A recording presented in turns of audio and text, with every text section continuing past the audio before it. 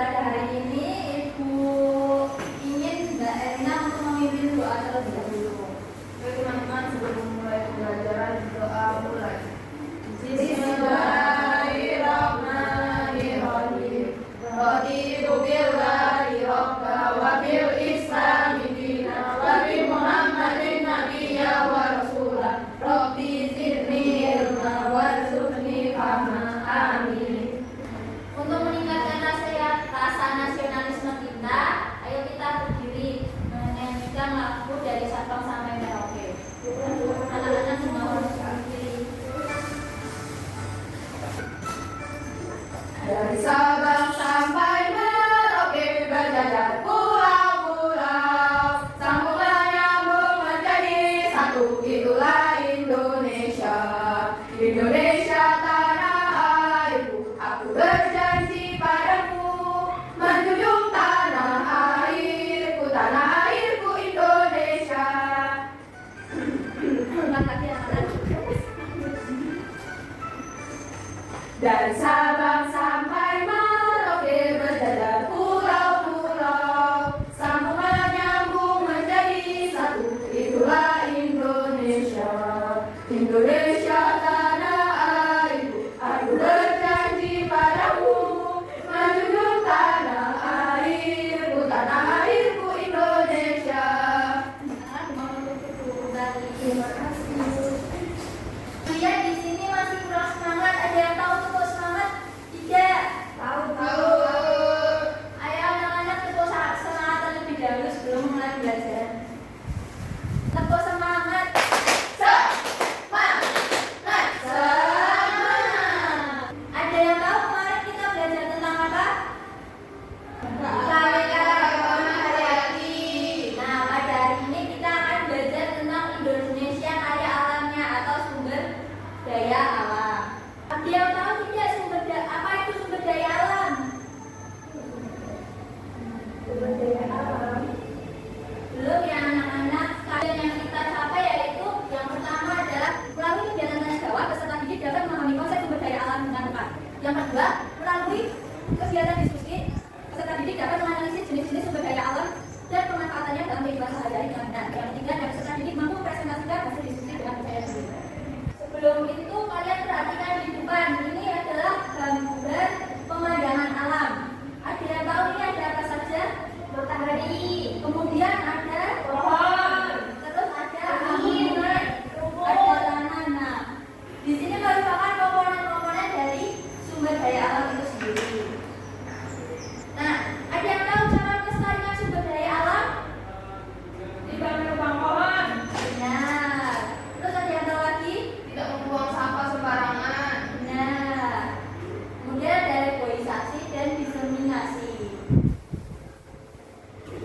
Nah, kita lanjut ke materi yaitu pengertian sumber daya alam. Ada yang ingin membaca?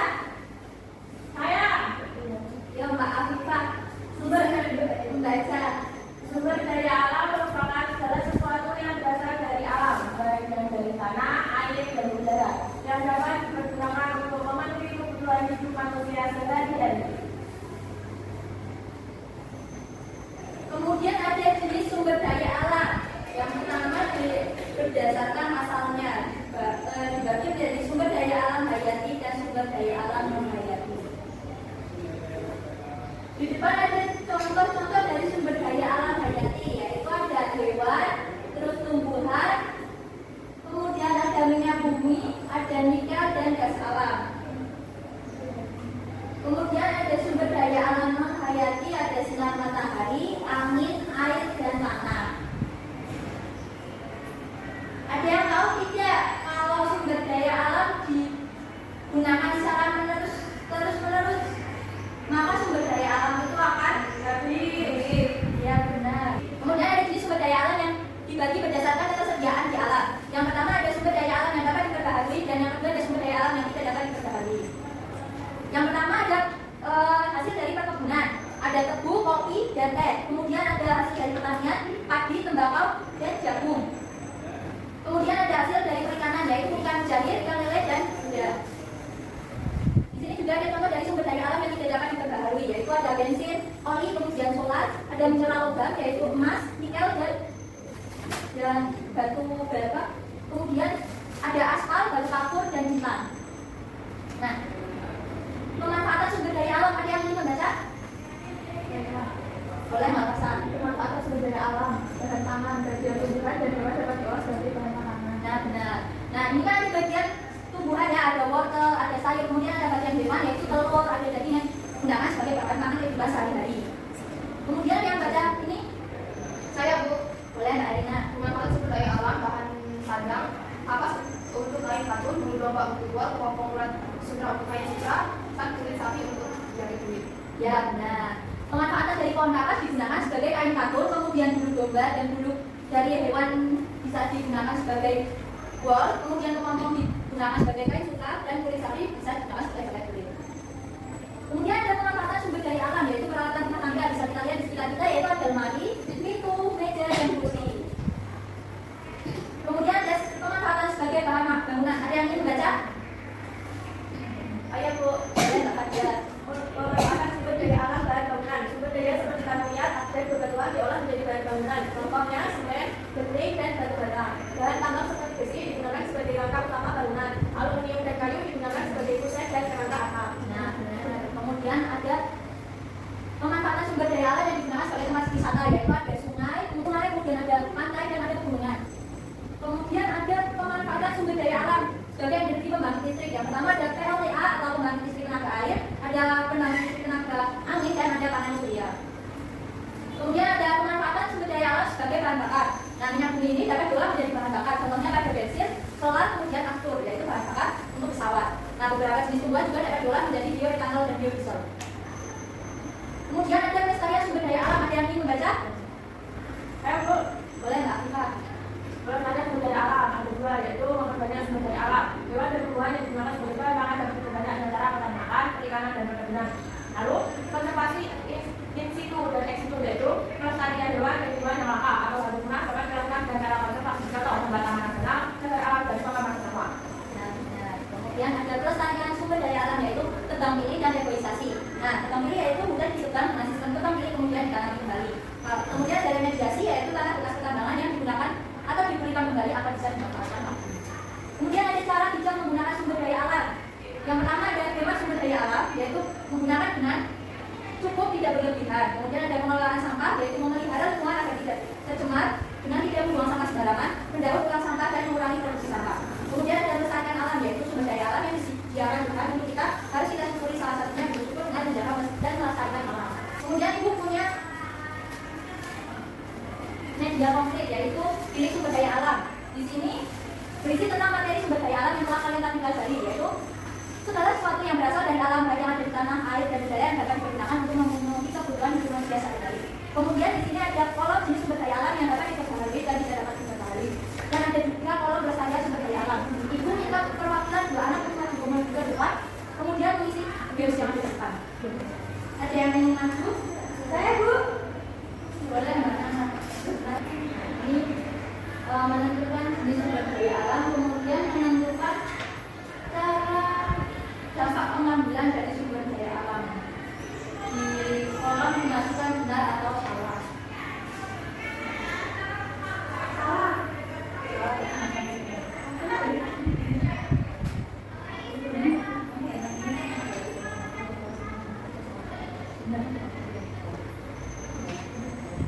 Nah, ini contohnya yaitu kekeringan. Nah, itu termasuk benar. Ya, dampak pengambilan sumber daya alam. Tanah longsor. Benar. Banjir. Benar.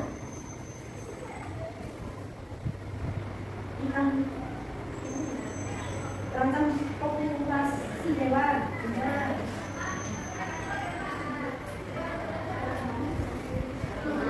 Pencemaran udara. Benar.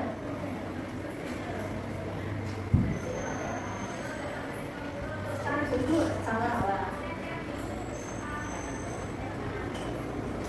Meningkatnya populasi hewan. Salah. Bukan libur. Salah. Lingkungan asri. Kemudian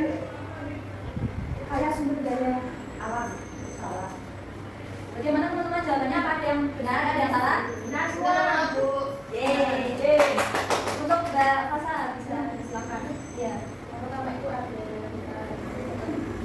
Iya.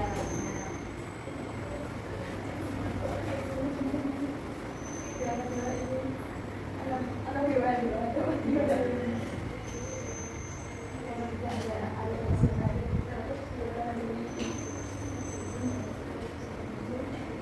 Angin, tiba-tiba ini ada sawah pertanian, ya selanjutnya ada aspal, ada tempat dari kapur, terus ada minyak ini, ada batu bara, ada batu bara, ada batu bara, ada emas, benar itu ada Bagaimana jawabannya anak-anak? Apakah sudah benar? Benar, Bu. Dikasih apa? Dikasih B, kasih O, kasih B. Wow, keren. Wow, wow, keren. Di sini bukunya LKPD yang akan dibagikan kepada anak-anak. Ibu bagi menjadi 2 kelompok. Kelompok pertama ini dan ini kelompok kedua.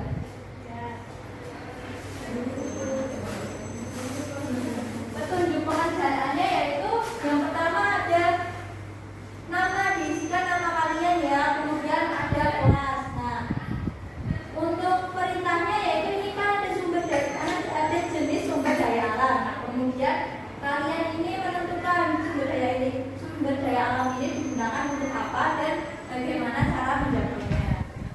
Sudah bisa dipahami anak-anak? Sudah. Ibu beri waktu 10 menit, apakah cukup?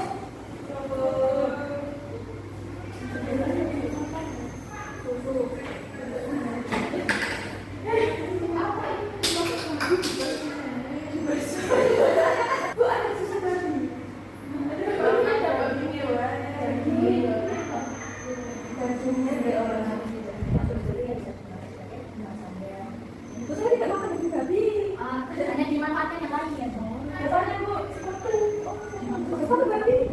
Kok kuas dulunya bisa digunakan sebagai kuas? Ya boleh. Nah ya ada yang tadi. Ya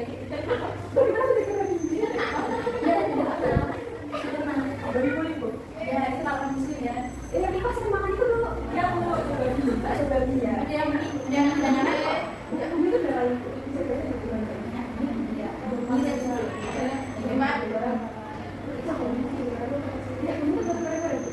Ya boleh.